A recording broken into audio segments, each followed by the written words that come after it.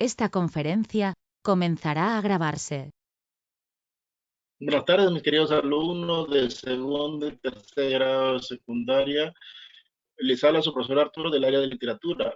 Hoy vamos a hacer nuestra primera semana de semana virtual de recuperación de clases. Y empezamos hablando sobre lo que es versificación. En la versificación, es decir, en la medida de un verso tenemos que tener en cuenta dos cosas: la métrica y la rima. Pero ¿qué recursos utiliza el verso? Los recursos que utiliza el verso en la poesía tradicional o en la poesía antigua, teníamos en cuenta lo siguiente: en la medida de un verso, las unidades que componen un poema. ¿Cuáles son las unidades que componen un poema? Primero, el verso. El verso es cada línea de un poema. El conjunto de un verso van a dar origen a las estrofas.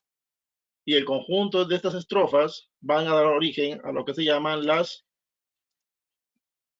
poesía o poema. Pero para tener en cuenta todo esto, en lo que es la métrica, que es la medida del verso, el verso está sometido a dos leyes: la ley de la versificación y la ley de los acentos finales. En la ley de acentos finales, se tiene que tener en cuenta que si un verso termina en aguda, le vamos a aumentar una sílaba métrica más. Si un verso termina en esdrújula, se le resta una sílaba métrica.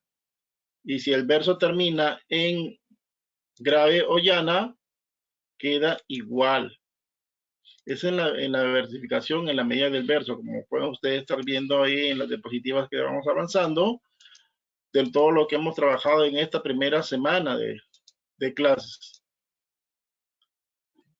Si, por ejemplo, termina en azul el verso, ¿qué tipo de palabra es? Aguda. Si es aguda y en vez de tener, por ejemplo, 8 sílabas métricas, le vamos a aumentar una sílaba métrica más. ¿Por qué?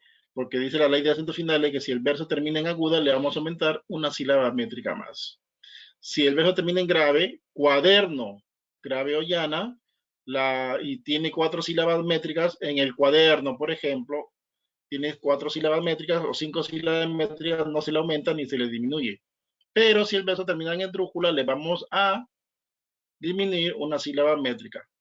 Lámpara es una palabra esdrújula y por lo tanto si tiene 11 sílabas métricas se le va a disminuir una sílaba métrica, quedaría en 10 sílabas métricas. Entonces, de acuerdo a ello podemos ver las clases de versos. Encontramos dos clases de versos: versos de arte menor y versos de arte mayor. Cuando hablamos de versos de arte menor, son aquellos cuya medida es de 2 a 8 sílabas métricas. Si el verso tiene 2 sílabas métricas, se le llama bisílabo. Por ejemplo, misma. Trisílabo, 3 sílabas. Un hombre. Tetrasílabo, embosado. Pentasílabo, 5 sílabas métricas. Y tú te empeñas. Hexasílabo, 6 sílabas métricas. Una nube blanca. Hectasílabo, 7 sílabas métricas. El balcón, los cristales. Y octosílabo cuando tiene 8 sílabas métricas. Esos son los versos de arte menor. La segunda clasificación son versos de arte mayor. Y los versos de arte mayor son aquellos que tienen de 9 a más sílabas métricas. Ahora, si el verso tiene 9 sílabas métricas, se le llama eneasílabo. Juventud, divino tesoro. Ahí encontramos 9 sílabas métricas, hacemos la separación en sílabas. Juventud, divino, tesoro. 3 cada uno dan un total de 9 sílabas métricas. Ya te vas para no volver. Si tiene 10 sílabas métricas, el verso se le llama decasílabo. 10 sílabas métricas. Si tiene 11 sílabas métricas, el verso se le llamará endecasílabo. Si tiene 12 sílabas métricas, se llamará dodecasílabo. Si tiene 13, tridecasílabo. Y si el verso en su medida tiene 14 sílabas métricas, se le llamará alejandrino. ¿Y por qué se le llamará alejandrino? En honor a Alejandro, que fue un gran poeta de la época medieval española, quien ideó este tipo de versos. En honor a él, entonces se le colocó este verso que tiene 14 sílabas métricas alejantinos. Esa es la ley de acentos finales para poder desarrollar la métrica en un verso. Hemos dicho que la métrica es la medida del verso y la métrica está sometida a dos procedimientos. La ley de acentos finales, que ya lo acabamos de ver, y las licencias poéticas. ¿Y cuáles son esas licencias poéticas en un verso que tenemos que ver y que tenemos que tener en cuenta cuando estemos haciendo el análisis métrico de un poema? Hay 4 licencias métricas. Estas licencias métricas nos ayudan a hacer la medida del verso. La sinalefa, la dialefa o hiato, la diéresis y la sinéresis.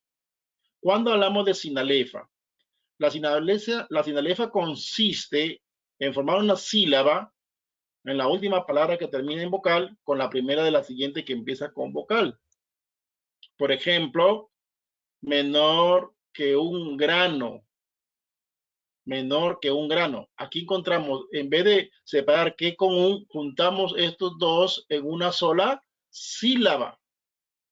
Ya no van a haber dos sílabas, sino va a haber una sola sílaba. Se llama sinalefa. La unión de la vocal final con la vocal inicial de la siguiente palabra. Eso es lo que es una sinalefa. En cambio, el hiato es lo contrario a la sinalefa. El hiato se suprime, separa la sinalefa. ¿Ya? Por ejemplo, declarar no es. En vez de no es haber una sola sílaba métrica, yo empleo hiato, lo corto y lo hago como si fueran sílabas separadas. A eso le llamamos la dialefa o hiato. ¿Y qué es la sinéresis? La diéresis consiste en dividir en dos sílabas las vocales que deberían ir en una sola porque forman diptongo. La diéresis se le conoce o se le reconoce porque lleva dos puntitos arriba que le va a diferenciar de las demás sílabas y generalmente se coloca sobre la vocal I. Con sec insaciable, por ejemplo, en insaciable aquí encontramos un diptongo, la vocal abierta con la vocal cerrada con la vocal abierta. Pero yo no lo quiero juntar, quiero separar ese diptongo y aplico la diéresis. ¿Y cómo lo consigno la diéresis? Con dos puntitos arriba. Eso me indica que ahí hay diéresis. Finalmente tenemos la sinéresis, que consiste, es lo contrario a la diéresis, es decir, en la unión para formar una sola sílaba métrica de dos vocales contiguas que no forman diptongo en el interior de una sílaba. Por ejemplo, purpúreas rosas.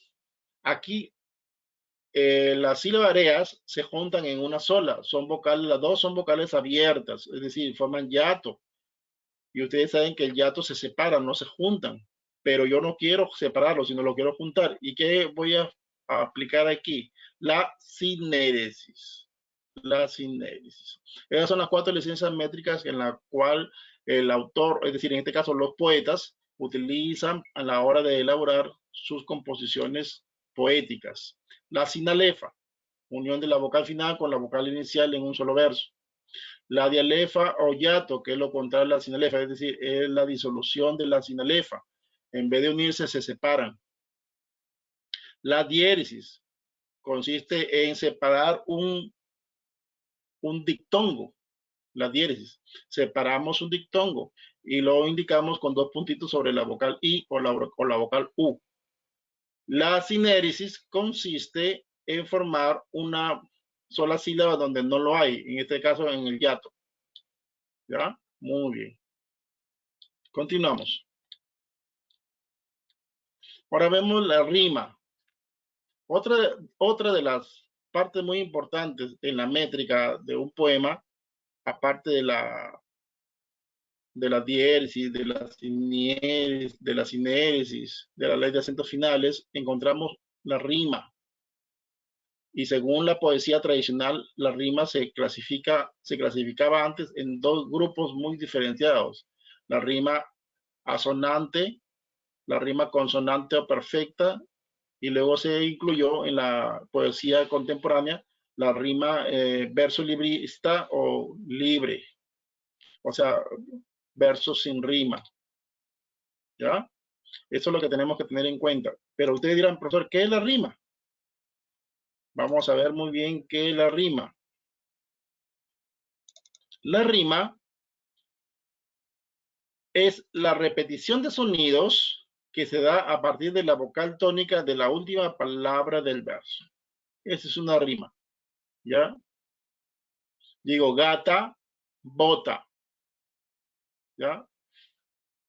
Rabo, cabo. Son coincidencia de sonidos al final de cada verso. Eso es lo que es una rima. Y según este concepto, vemos que la rima se clasifica en dos grupos. Rima consonante o perfecta cuando hay coincidencia tanto de vocales como de consonantes al final de cada verso.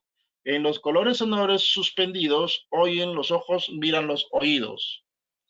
Ahí vemos que hay rima consonante o perfecta. Y la rima sonante perfecta solamente hay coincidencia solamente de vocales al final de cada verso. También existen versos sin rima. Y esos versos sin rima se le llama verso librismo, versos sueltos o versos en blanco. ¿Cuándo es la rima? ¿Cómo decimos que hay un poema sin rima? Cuando no hay coincidencia tanto de vocales como de sonidos al final de cada verso. ¿Y de qué depende ahí? De la musicalidad, del ritmo que le demos a cada expresión sonora, es decir, a cada unidad rítmica, en otras palabras, a cada verso. Las mujeres y las flores son parecidas. Muchas galas a los ojos, al tacto espina. ¿Ya? ¿Ven? ¿Se dan cuenta? Ahí no hay rima. Se llama verso con rima suelta, verso con rima en blanco, no hay tampoco nada, y versos con versos libres, que ni el primero rima con el segundo, ni el tercero con el cuarto, ni alternado primero con tercero, ni segundo con el cuarto. Eso es lo que hemos visto en la primera semana que les he enviado en su material. Ahí tienen los ejemplos, ahí tienen las tareas domiciliarias. Esperamos que le haya sido de sobrado esta sesión de reforzamiento que les acabamos de dar en este momento sobre el verso y su medida. Nos vemos.